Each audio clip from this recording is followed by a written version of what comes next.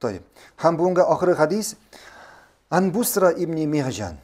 Busra ibn Mihjan haber etti an abihi Mihjan uzunun etisinden ennehu kana fi meclisi ma'a Resulillahi sallallahu aleyhi ve sellem feezzene bis salati fekama Resulullah sallallahu aleyhi ve sellem fesalla.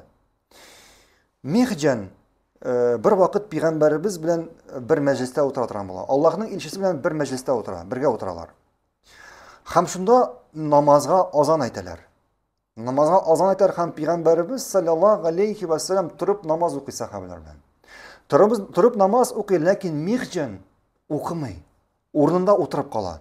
Ornunda oturup kala.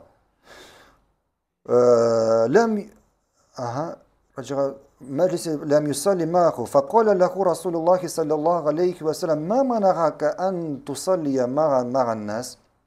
Şunda Allah'ın ilçesi namazın okup bitirgenden soň Mihjan'a ayta, "Sina niga sen kişilerle namaz okumadın?" dey.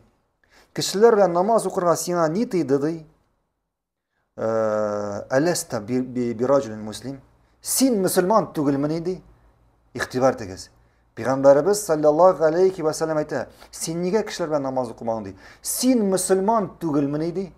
Bu sizlerden nindi fayda alabız? Demek namaz okumayan kişi nerse? Namaz oku ol Müslümanların sıfatı. Namaz okuma kimlerin sıfatı?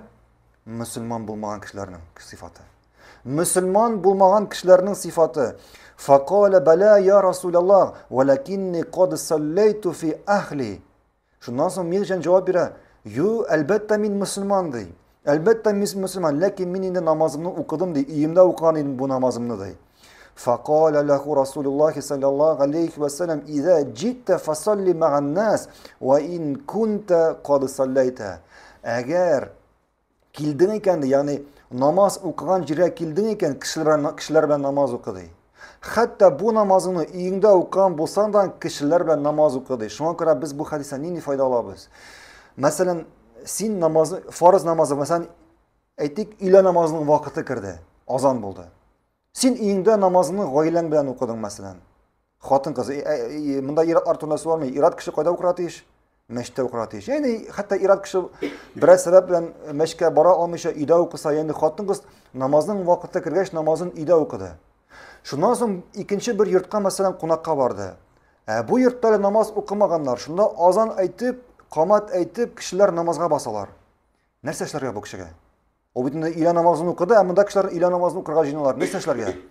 Alar bilen basıp namaz okuyor. Lakin onun niyeti nindi bula? İla namazına mı? Yok. Nefil namaz.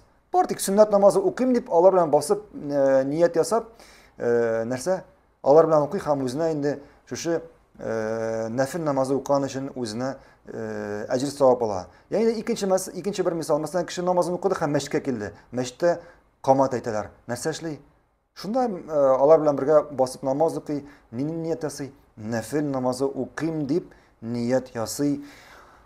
Allahu alem hamide. Bugün şu uğruna toxtalırız inşallah. Subhanak Allahumma bihamdik. Eşhedü en la ilahe illen estağfiruka ve etûbü ileyk. Esselamu aleyküm ve rahmetullahi ve berekatuhu.